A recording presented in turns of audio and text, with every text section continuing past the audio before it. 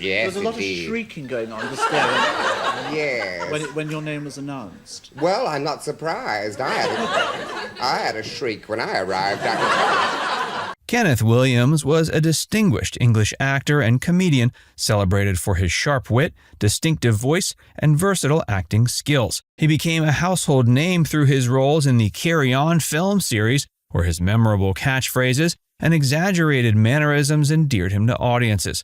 His career spanned radio, television, and film. And despite his professional success, he struggled with personal insecurities and his complex sexuality, as revealed in his posthumously published diaries.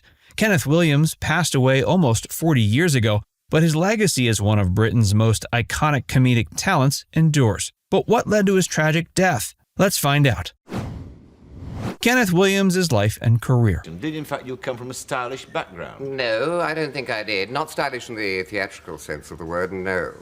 And I think this word, I suppose style, we use it awfully loosely, don't we? I suppose in the last analysis it amounts to doing something with a degree of grace, elegance, and I suppose if you do anything often enough, like riding a bicycle, you'll start off falling off, getting covered in bruises and cuts and things, and eventually you'll ride it as to the manner born.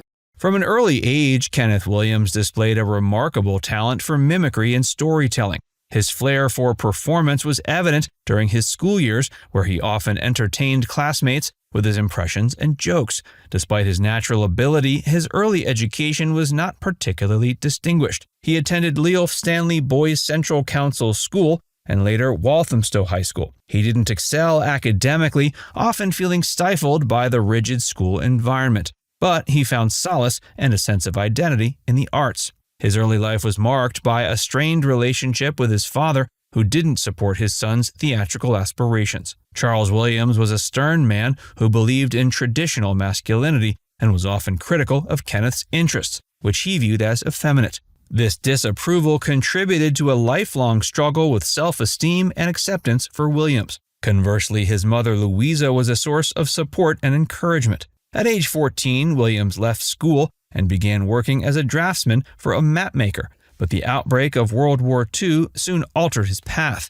In 1944, at age 18, he was conscripted into the British Army, where he served as a sapper in the Royal Engineers. His time in the Army proved a turning point. While stationed in Bombay, now Mumbai, he joined the Combined Services Entertainment, a troupe dedicated to entertaining troops abroad. This experience allowed Williams to hone his craft and develop his comedic and theatrical skills. After the war, he was determined to pursue a career in the entertainment industry. He returned to London and began training at the prestigious Rank Organization's Company of Youth Acting School, also known as the Charm School. This institution was designed to nurture young talent for the British film industry. While Williams found his training beneficial, he struggled to fit the mold of a conventional leading man. His unique voice and distinct mannerisms set him apart, making it challenging to secure traditional roles. His breakthrough came in the early 1950s when he transitioned to radio, a medium well-suited to his vocal talents. He joined the cast of Hancock's Half Hour, a popular BBC radio comedy series starring Tony Hancock. Williams quickly became a standout performer, creating memorable characters with his distinctive voice and impeccable timing. His success on radio led to further opportunities, including a role in the radio series Beyond Our Ken and its successor, Round the Horne. On Round the Horne, Williams' performances, especially as part of the Julian and Sandy sketches, solidified his reputation as a comedic genius. This success on radio opened doors for Williams in television and film. His ability to deliver quick-witted, character-driven humor made him a sought-after talent. In 1958, he joined the Carry On film series, which would become a cornerstone of his career. His roles in these films showcased his versatility, allowing him to play a range of comedic characters, each with exaggerated mannerisms and a unique charm. Career highlights. What about accents? Do you have have you arrived at any conclusions about accents, about what shapes them? I think probably it's a lot to do with climate. I think the fact that the northern countries, Scandinavia and all that, use the mouth so much, and the German with the umlaut, and ich weiß nicht, was alles bedeutet, dass ich so traurig wie ein Wechen. Kenneth Williams is best remembered for his work in the Carry On film series. and his distinctive persona that left an indelible mark on British comedy. His career spanned more than 4 decades, during which he showcased his versatile talent in various mediums, including film, radio, and television. His most notable contributions were in the Carry On films between 1958 and 92. These films are celebrated for their slapstick humor, double entendres, and ensemble casts, with Williams becoming one of the most recognizable faces of the series. His first appearance was in Carry On Sergeant in 1958, where he played the role of the inept and effeminate James Bailey.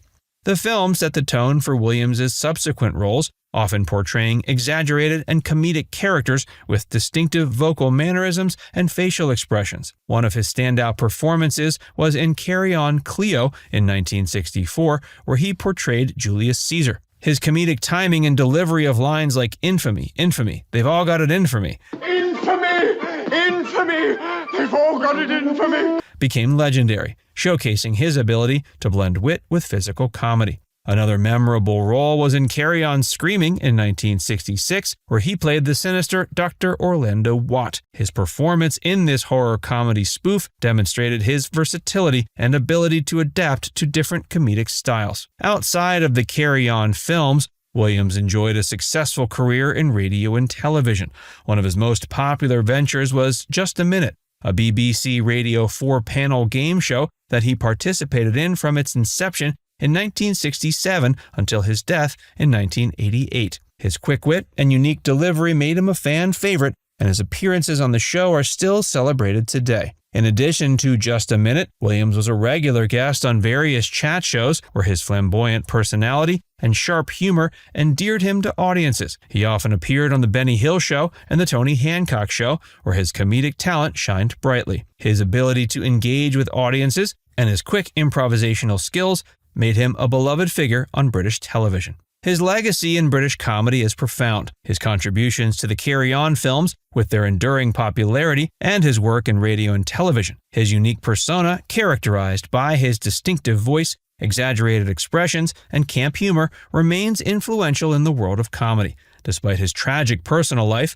marked by struggles with depression and loneliness, Williams's work continues to bring joy and laughter to audiences. His last words were utterly heartbreaking. But it's frightening to think that with modern medicine and all the technique available to them, they can't really help you. I should think of the old days, you know. You were better off.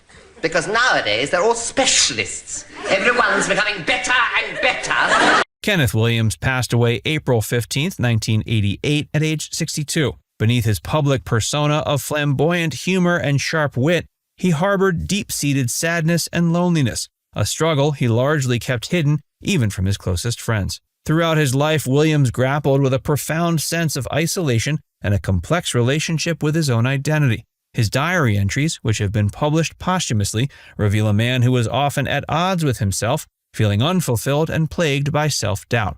His humor and extroverted public persona were, in many ways, a mask that concealed his inner turmoil. He was known for his sharp intelligence and quick wit, but he also had a sensitive and introspective side that he rarely showed.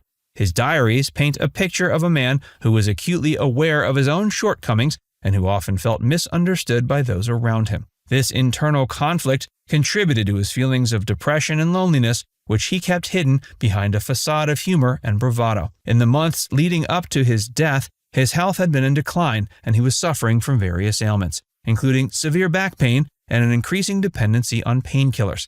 His final diary entry, written on the day of his death, poignantly read, "Oh, what's the bloody point?" These words reflect the depth of his despair and his sense of hopelessness at that time. The circumstances surrounding his death remain ambiguous. He was found dead in his London flat, and an overdose of barbiturates was determined to be the cause. While it was unclear whether the death was accidental or intentional, the coroner recorded an open verdict. This ambiguity has led to speculation about whether his death was a tragic accident or a deliberate act driven by his long-standing depression and sense of futility.